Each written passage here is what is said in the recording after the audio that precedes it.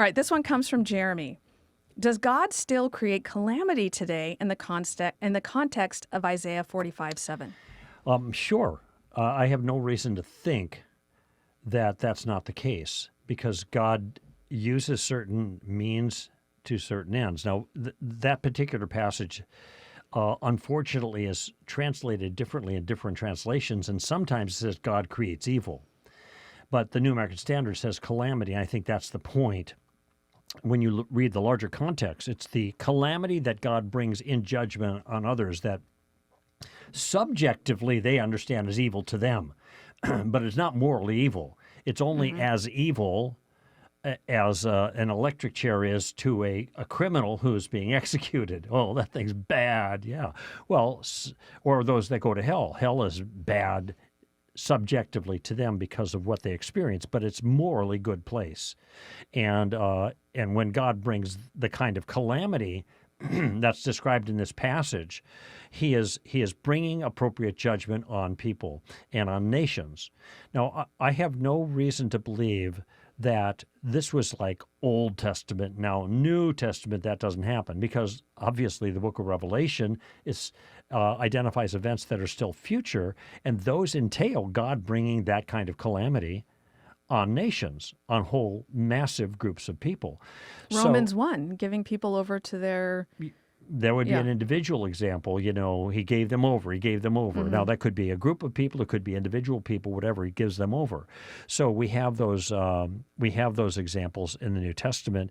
And I think it's sometimes a mistake to say, oh, that tragedy, that hurricane over New Orleans, that was God's judgment upon the sin of New Orleans, and all the French Quarter, et cetera. The irony about that claim is that the French Quarter was actually spared because it was high ground. It was the low ground that got destroyed. And so I think it's a mistake to try to, or let me put it this way, it's hazardous to try to look at any natural disaster and say this is the hand of judgment of God upon these people. Characteristically in scriptures, those judgments were heralded. People were told in advance that these judgments were coming. And this was the point of Jonah going to Nineveh to declare the judgment of God that was going to come. And this is the Hebrew prophets declaring the judgment of God that was going to come. So characteristically, the message of judgment is there's a herald to that before judgment descends. And I don't see any legitimate or say believable, bona fide, whatever examples of that in cultures today. True prophets rising up and saying, oh, God.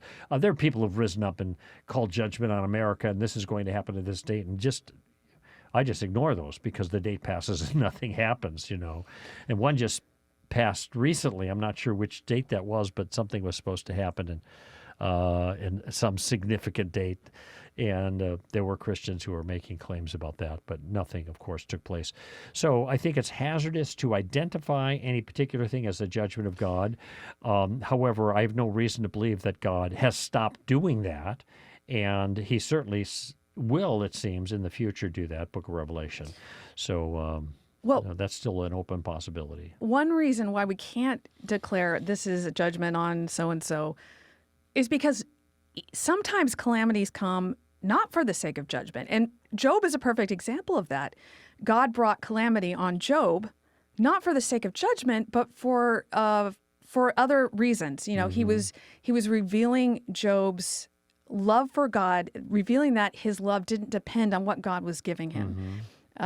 So he was bringing glory to himself through Job, through this calamity. So I don't think...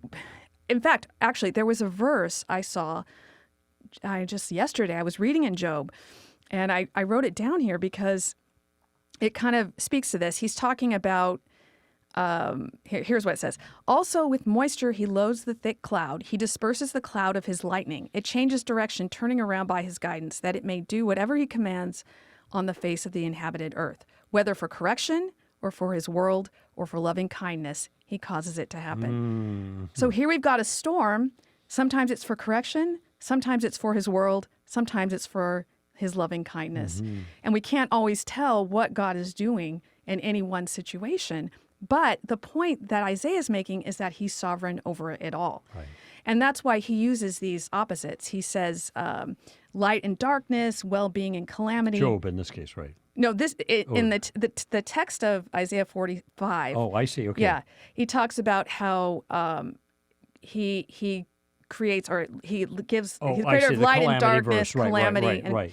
So he's basically giving these opposites to show that God is sovereign over everything. Mhm. And Job's just an example where another text that makes the same point. Exactly, exactly.